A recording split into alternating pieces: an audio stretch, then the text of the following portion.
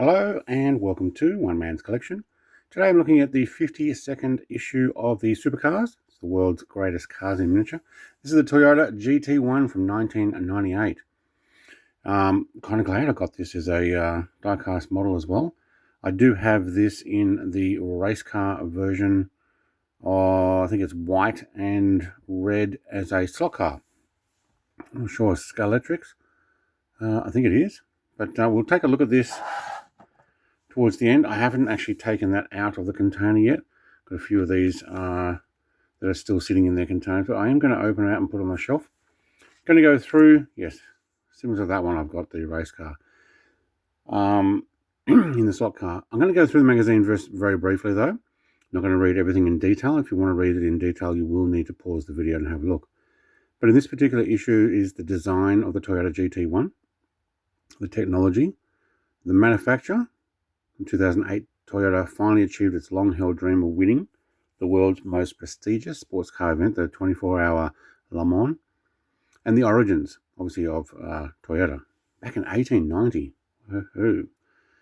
Toyota GT1 was designed to conquer the world of sports car racing.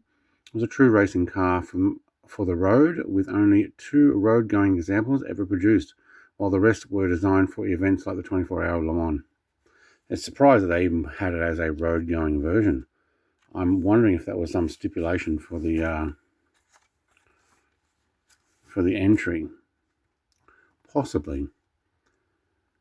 Toyota has a rich history in sports car racing. Through the 1980s and 90s, the Japanese manufacturer maintained its presence in the Group C racing. It did this mostly through 2 satellite organisations, TOMS, the acronym for Tachi Iowa Motorsports, founded in 1974, and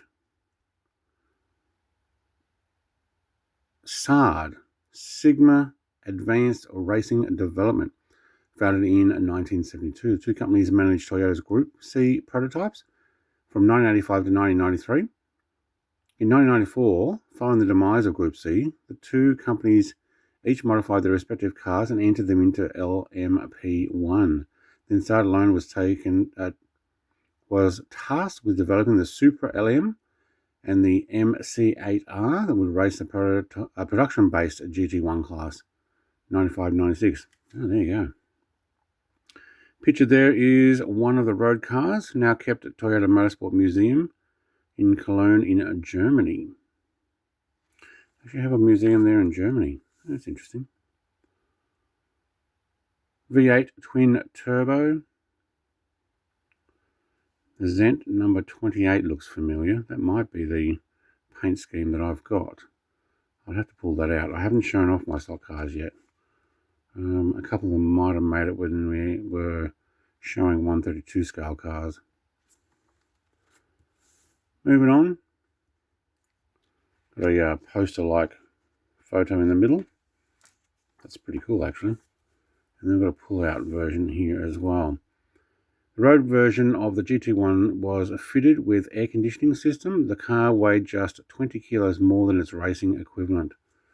Oh, maybe 20 kilos for just the air conditioning. Wow, look at that, eh? It does look really good. 600 horsepower. It's a mid-mounted longitudinal 90-degree V8, 3.578 cc, so just under, almost 3.6. And 600 horsepower, 6,000 RPM, 650 Newton meters of torque at 5,500. Has a manual sequential 6-speed gearbox.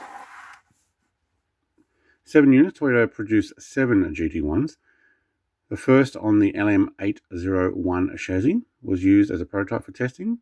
The LM802 chassis raced at Le Mans in 98 and was then used as a test car. Chassis LM803 was a road car, now kept at Toyota's museum. Second road car resides in Japan. LM804 chassis was only one to race in both the 1998 and 1999 24-hour Le Mans. The other 3, 805, 806, and 907, the most recent, Also took part in the 1999 race. Very good. Dream comes true. Toyota took to the track in Le Mans for the first time in 1985 with the stated aim of becoming the first Japanese manufacturer to win the 24-hour. Finally succeeded in 2018 after 20 attempts and a long run of unlucky performance. Yeah. They do make some pretty good cars. Mostly reliable cars. Some quite sporty ones. Is that the one they won with Alonso? Yeah. The greatest rival. Buemi, Alonso, and Nakajima on the podium at Sebring. In endurance racing, time is often as much factor of the rival cars on the track. Mechanical failures are commonplace, with the machinery pushed to its limits over punishing long distances. There was a dramatic example for this for Toyota in the 24-hour Le Mans 2016. Yeah. Timeline. The largest car company in Japan, as well as one of the biggest in the world, started out producing textile looms in 1890. By 1936, it had progressed to cars. Mass production of the Toyota AA started in the Chromo factory. 1957, Toyota entered the world motor racing with the Crown, which it also raced in several international rallies. 1943, the Model AC, one of the company's most successful early models, entered into production. Okay. Moving further along, 8 years living dangerously. Toyota's first entry into motorsport dates back in the 50s, but it wasn't until 1972 where the brand became a regular competitor with the Swedish rally ace Ove Andersson formed Toyota Team Europe, TTE. Yeah. I'm not going to go through the whole history there. You can pause and have a look. Is there Formula One racing? I do have that in my Formula One magazine, the Toyota. All right, coming up in the next magazine, so issue number 53 is the Chevrolet Corvette Z06 and from 2017, and then the Lister Storm from 1993. Looks like it's a black one. I think that's still in the case as well. All right, I'm going to have a look at this car now. Haven't taken it out of its box. Get that out of the way. Let's have a closer look here. Yeah, very nice. I'm going to take it off the thing as well. Actually, we've got ID down the front there, GT, and then it's Japanese writing. I'm guessing that's for one. I'm only guessing. Toyota GT1 1998. Very nice model. Can't quite see inside. Let's see if we can get in there. Oh, it's all black. Can we get in from the front and show that up? Or the other side? Okay, we do have an interior. It is very difficult to see inside though. But I am going to take this one off. Triangular screw. Don't want to put my hand on that antenna there. I'll put it on the side of the car. I'll put it on both sides of the car.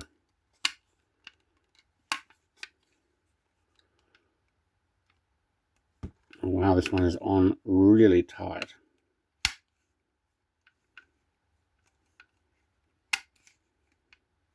I'm not sure that's coming out. It might be.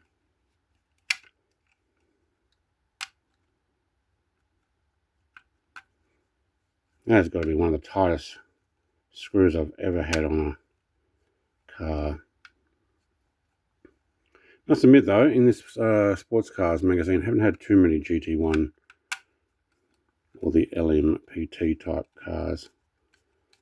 Hey, there we go. Alright. That was going through this little stand here as well. Put that aside and keep it for later.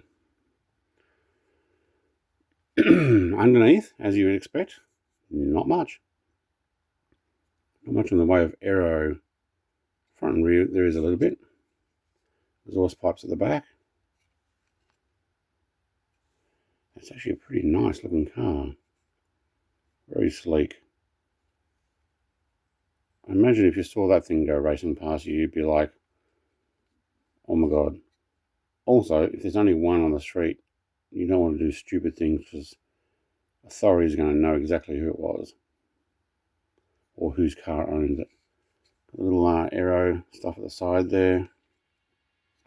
Yep, well done. I like that. The air intake on the front. I think it's only just blacked out. Yeah. I'm going to put that on the turntable so I can have a closer look without my hands being in the way. Thank you very much for watching. Like, comment, subscribe. I'll be back with issue number 53 next week. Cheers. Bye.